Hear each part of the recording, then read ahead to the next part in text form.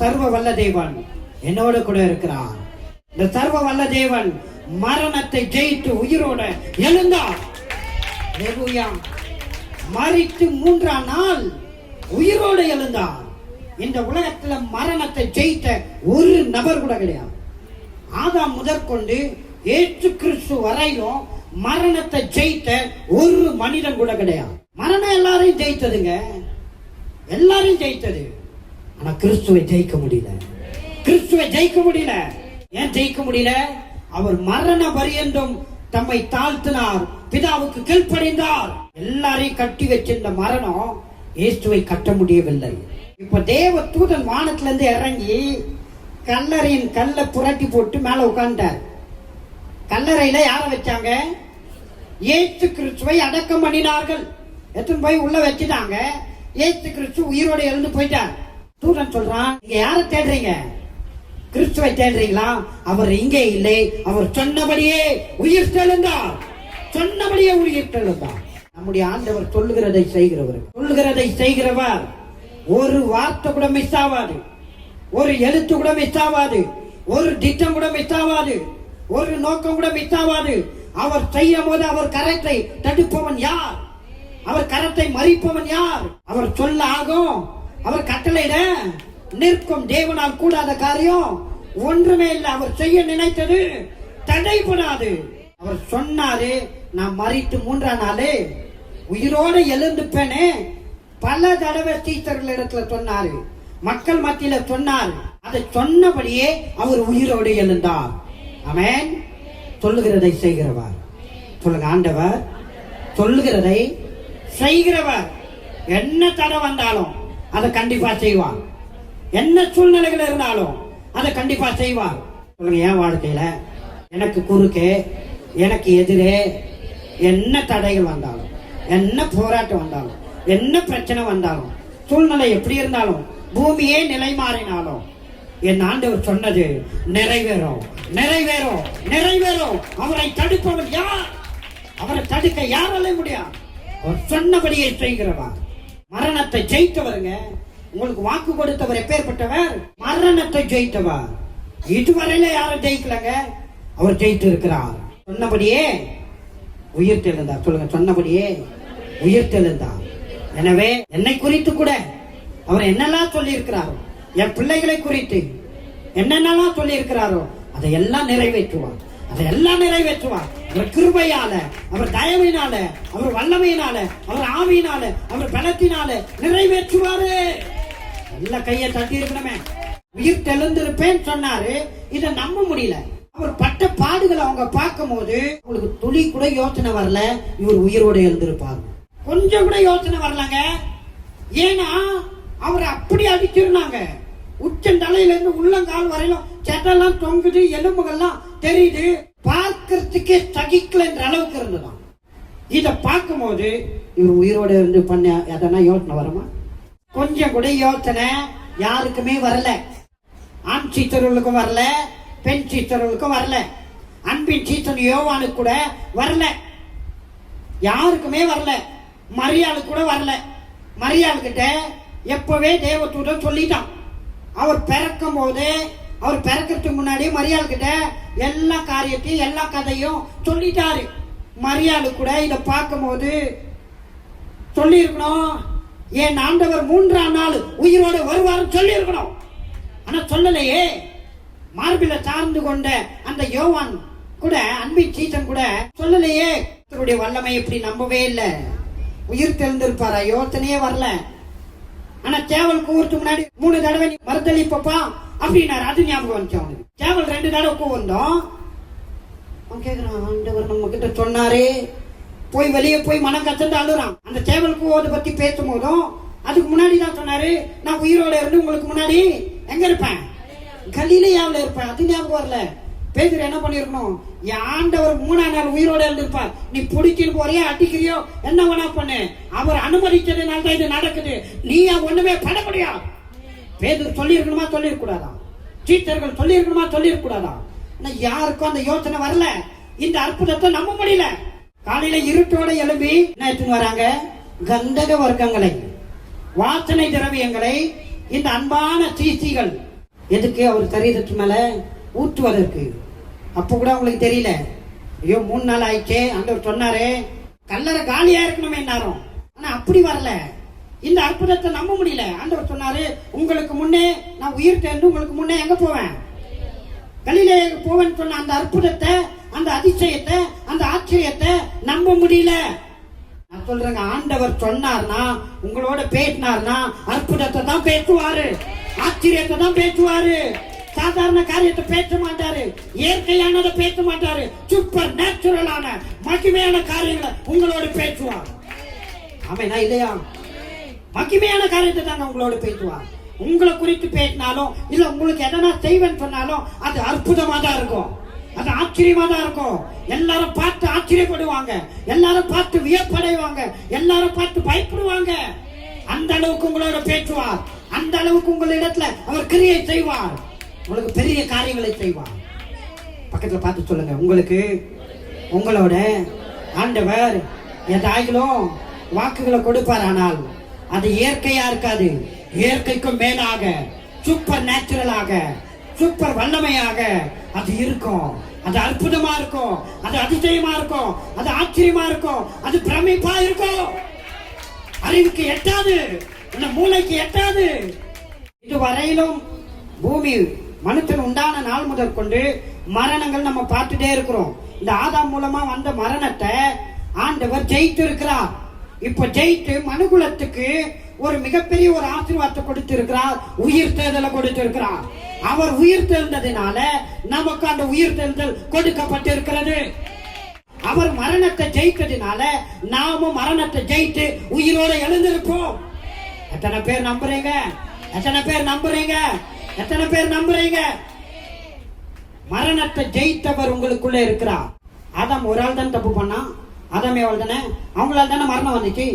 இவர் ஒரு நபர் நீதி பண்ணார், அதனால இவர் மூலமா உயிர் தேர்தல் வந்து விட்டது. அப்போ எல்லாருக்கும் உயிர் தேர்தல் இருக்கிறது. உங்க வாழ்க்கை இந்த பூமியோட முடிய போறது கிடையாது, நித்தியமான வாழ்க்கை உங்களுக்கு இருக்கிறது. நீங்கள் நல்லா வாழ்ந்து தீர்காயுசா வாழ்ந்து இந்த உலகத்துல முதிர் வயது வரல வாழ்ந்து ஆண்டவருக்கு சாட்சியா இருந்து நீங்க அவர்கிட்ட ஒப்பு கொடுக்கும் போது அவர் உங்க ஜீவனை எடுப்பார். யாரும் உங்க ஜீவனை எடுக்க முடியாது. நீங்க கர்த்தருக்கு கீழ்ப்படிவீர்களானால் கிறிஸ்து எப்படி தன்னுடைய ஜீவனை ஆண்டவர்கிட்ட ஒப்பு கொடுத்தாரோ அவ்விதமாய் நீங்களும் ஒப்பு கொடுக்க முடியும். ஹல்லேலூயா, ஒப்பு கொடுக்க முடியுங்க. இவன் எலியா கூட ஆண்டவரே என்னை எடுத்துக்கோங்க அப்படின்னா, ஆனா ஆண்டவர் ஏன் எடுக்கல, உடனே எடுக்கல சொல்லுங்க? அவன் மேல வச்ச திட்டம் இன்னும் நிறைவேறல. நான் சொல்றேன், காலத்துக்கு முன்னே எடுத்துக்கோன்னு யாரும் கேட்கவே கூடாது. ஆண்டவரே என் மேல நீங்க வச்சிருக்கிற திட்டம் ஃபுல்ஃபில் ஆகணும், அது நிறைவேறணும், அது நிறைவேறி முடியணும். உங்களுடைய திட்டத்தை செய்ய தான் வந்திருக்கிறேன். இதை செய்யாம நான் பாதியிலே வரக்கூடாது. அங்க வந்து தலை குனிஞ்சு நிக்க கூடாது. அங்க வந்து நன்றி கட்ட ஒரு ஆளா குற்றவாளியா நான் முன்னாடி நிக்க மாட்டேயா. அப்ப ஏற்பட்ட ஒரு வாழ்க்கை எனக்கு வானாண்டவரே, என்னை எதுக்காக அனுப்புனீங்களோ அதை பூரணமாய் செய்து முடிக்கணும். அதற்காக என்னை ஒப்பு கொடுக்கிறேன். ஆமென். ஆண்டவருடைய வருகை ரொம்ப சீக்கிரமா இருக்கு. எனவே அவரை அண்டிக் கொள்ளுங்கள், அவரை சார்ந்து கொள்ளுங்கள். உலக காரியங்களை விட்டு விலகுங்கள், பிசாசின் காரியங்களை விட்டு விலகுங்கள். கர்த்தருக்கு முதலிடத்தை கொடுங்கள், கர்த்தரை பற்றி கொள்ளுங்கள், அவர் வசனத்துக்கு செவி சாயுங்க, அவருடைய வழியில போங்க, அவரை பிடித்துக் கொள்ளுங்கள், அவரை நோக்கி பாருங்கள், அவரிலே வளருங்கள், அவரை அறிகிற அறிவில வளருங்கள், அவருக்கு பயப்பட பயத்தில வளருங்கள். ஆண்டவரே எனக்கு எல்லாம் நீர்தான் என்று அவர்கிட்ட உங்களை முழுமையாய் கொடுத்து வாழுங்கள். வாழ்க்கை மகிமையா மாறும், பிரகாசமாய் மாறுங்க. ஹல்லேலூயா. ஆண்டவர் மரித்தார அடக்கம் பண்ணாங்க. நான் சொல்றேங்க, கர்த்தர் எல்லாவற்றையும் அடக்கம் பண்ணிட்டாரு. உங்களுடைய எல்லாம் அடக்கம் பண்ணிட்டாரு. சாபத்தை அடக்கம் பண்ணிட்டாரு, மரணத்தை அடக்கம் பண்ணிட்டாரு, பிசாசின் கிரியைகள் அனைத்தையும் பெட்டி போட்டு அடிச்சு மூடிட்டாரு. திறக்கவே முடியாது யாராலும். பிசாசின் கிரியைகளுக்கு உங்க குடும்பத்துல, உங்க வாழ்க்கையில, உங்க சரீரத்துல இடம் கிடையாது. பிசாசின் காரியங்கள் அனைத்தையும் தன் சரீரத்து மேலே போட்டு ஆணி அடிச்சு அதை கொன்று போட்டார், கொன்று அடக்கம் பண்ணிட்டாரு. சொல்லுங்க, பிசாசுடைய காரியங்களை என் ஆண்டவர் கொன்று அடக்கம் பண்ணிட்டாரு. இனி என் வீட்டுல பிசாசுக்கு இடம் கிடையாது, மரணத்துக்கு என் வீட்டுல இடம் கிடையாது, சாபத்துக்கு என் வீட்டுல இடம் கிடையாது, நோய்க்கு வியாதிக்கு பிசாசுடைய எந்த காரியத்துக்கும் என் வீட்டுல இடம் கிடையாது, சண்டைக்கு இடம் கிடையாது, பாடுகளுக்கு இடம் கிடையாது. கர்த்தர் நிமித்தம் வர பாடு அது வேற, அது கூட நான் பிரசங்கம் பண்ணி இருக்கிறேன், நல்லா வாங்கிக்கணும். இந்த சிலுவையில முடிக்கப்பட்ட பாடு வேற, நிமித்தம் அவர் வசன நிமித்தம் பாடுவார்தா, அது நிமித்தம் சந்தோஷப்படுங்க. ஆண்டவர் சொல்றார், பரலோகத்துல மிகுதியான பலன் இருக்கும். ஆமென். இப்ப இவர் பட்ட பாடுகளினால உங்க வீட்டுல பாடுகள் இருக்கக்கூடாது. உங்க வீட்டுல எந்த பிசாசின் கிரியைகளும் இருக்கக்கூடாது. அவர் எல்லாவற்றையும் ஜெயித்து இருக்கிறார், அடக்கம் பண்ணிட்டாரு. இனி பேச்சு நான் உயிரை கொடுக்க கூடாது, பிசாசுக்கு நான் இடம் கொடுக்க கூடாது. நான் சொல்றேங்க, உங்க வாய் ஒரு திறவுகோல். உங்க வாயில சாபத்தையோ தரித்திரத்தையோ பிரச்சனையோ மரணத்தையோ பேசாதீங்க. அதை ஆண்டவர் பெட்டி அடிச்சுட்டாரு, ஆணி அடிச்சுட்டாரு. அதை யாருன்னா பேச போறீங்களா? பேசினா உள்ள வந்துருவான். பிசாசுக்கு இடம் கொடுக்காதீங்க. சொல்லுங்க, இன்றையில இருந்து நான் இப்படி பேச மாட்டேன். என் வாயில சாபமோ தரித்திரமோ வியாதியோ பஞ்சமோ பச்சியை பத்தியோ வேதனை பத்தியோ பாடுகளை பத்தியோ எந்த பிரச்சனை பத்தியோ எந்த தீங்கை பத்தியோ நான் பேச மாட்டேன். ஜீவனை பத்தி பேச போறேன், ஜீவனை பத்தி பேச போறேன், மீட்பை பத்தி பேச போறேன், ஆசீர்வாதத்தை பத்தி பேச போறேன், சுகத்தை பத்தி பேச போறேன், உயர்வை பத்தி பேச போறேன், ஐஸ்வர்யத்தை பத்தி பேச போறேன், மகிமையை பத்தி பேச போறேன். அவர் கொடுத்தது, சொல்லுங்க, அவர் கொடுத்தது. பாடுகளை பற்றி கொடுத்தார். சொல்லுங்க, ஆண்டவரே சாதாரணமா கொடுக்கல, உயிரை கொடுத்து கொடுத்தார். உயிரை கொடுத்து மீட்டு எடுத்திருக்கிறார். ஹல்லேலூயா. நீங்க தேவ சாயலாய் மாறப்பட்டிருக்கிறீர்கள். நீங்க முதல் மனிதனாகிய ஆதாமின் சாயல் அல்ல, நீங்கள் கிறிஸ்துவின் சாயல். அந்த ஆதாமின் சாயல் மரணத்தின் சாயல், எல்லாவற்றையும் இழந்த சாயல், சாபத்தை வாங்கின சாயல், பிசாசுக்கு இடம் கொடுத்த சாயல். அந்த சாயல் இப்ப நீங்க கிடையாது. எத்தனை பேர் ஞானஸ்தானம் எடுத்தீங்க? அத்தனை பேருக்கும் ஒரு சாயல் இருக்கிறது, கிறிஸ்துவின் சாயல், உயிர்த்தெழுதலின் சாயல். உயிர்த்தெழுதலின் சாயல் கொடுக்கப்பட்டிருக்கிறது. சொல்லுங்க, ஏன் மேல ஆதாமின் சாயல் அல்ல, கிறிஸ்துவின் சாயல், உயிர்த்தெழுந்த சாயல், மரணத்தை ஜெயித்த சாயல், உயிரோடு எழுந்த சாயல் கொடுக்கப்பட்டிருக்கிறது. இன்றையிலிருந்து உயிர்த்தெழுதலின் சாயல் என் மேல வெளிப்படும். எல்லாவற்றையும் ஜெயிக்கக்கூடிய சாயல், மரணத்தை கூட ஜெயிக்கக்கூடிய சாயல், சாபத்தை ஜெயிக்கக்கூடிய சாயல், எல்லா பிதாக்களுடைய வல்லமையும் காலின் கீழே போட்டு மிதிக்கக்கூடிய சாயல் எனக்கு கொடுக்கப்பட்டிருக்கிறது. சாதாரண ஆட்கள் இல்ல, நீங்கள் வலிமையானவர்கள், நீங்கள் வல்லமையானவர்கள்.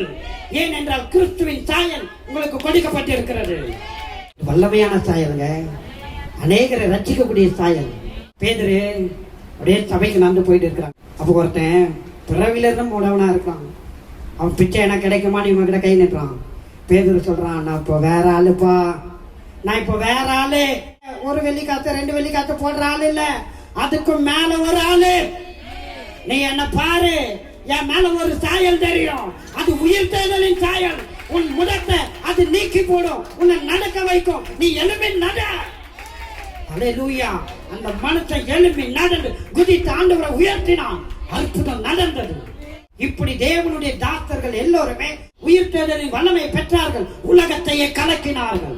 பிலிப்பு அந்த உயிர்த்தெழுதல் சாயல்ல போயிட்டு ஒரு பட்டணத்துல இறங்கி ஆண்டவரை பத்தி சொல்றாரு. அப்போ திரளான ஜனங்க வர்றாங்க. வந்த உடனேயும் இவர் எல்லாரும் மேலே கையை வைக்கிறாரு, எல்லாரும் சுகம் அடைகிறாங்க. கையில என்ன இருக்கு? உயிர்த்தெழுதலின் சாயல். இந்த பிலிப்பை பார்த்து பிசாசுகள் ஓடுகிறது. உங்க நிமித்தம் இந்த பெரம்பூர் பட்டணத்துல மிகுந்த சந்தோஷம் உண்டாகும். கர்த்தருடைய வல்லமை வெளிப்படும். சென்னை பட்டணத்தில, தமிழ்நாட்டில, இந்த தேசத்தில, உலகம் முழுவதிலும் உங்க மூலமாய் தேவனுடைய உயிர்த்தெழுதலின் வல்லமை வெளிப்படும். தேவனுடைய சாயல் வெளிப்படும், உயிர்த்தெழுதலின் சாயல் வெளிப்படும். அற்புதங்கள் நடக்கும். நீங்க கையை நீட்டினா அற்புதங்கள் நடக்கும். எத்தனை பேர் விசுவாசிக்கிறீங்க? என்னை கொண்டு, என் மூலமாய் தேவனுடைய மகிமை, தேவனுடைய உயிர்த்தெழுதலின் வல்லமை வெளிப்படும், உலகத்திற்கே வெளிப்படும். என்னை கொண்டு ஆண்டவர் மகிமைப்படுவார். பட்டணத்துல, குடும்பத்துல, அநேகருடைய குடும்பத்துல, இருள்ல கட்டப்பட்டு இருக்கிற, சாபத்துல கட்டப்பட்டு இருக்கிற, நோயில கட்டப்பட்டு இருக்கிற குடும்பங்களை என்னை கொண்டு ஆண்டவர் விடுவிப்பார். சொல்லுங்க, நல்லா சொல்லுங்க, என்னை கொண்டு ஆண்டவர் விடுவிப்பார். உயிர்த்தெழுதலின் வல்லமை என் மேல் இருக்கிறது. உயிர்த்தெழுதலின் சாயலில் நான் இணைக்கப்பட்டிருக்கிறேன். நான் சாதாரண ஆள் இல்லை. ஆமென். கர்த்தருக்கு எல்லா மகிமையை செலுத்துங்க. எழுதி நிற்போம்.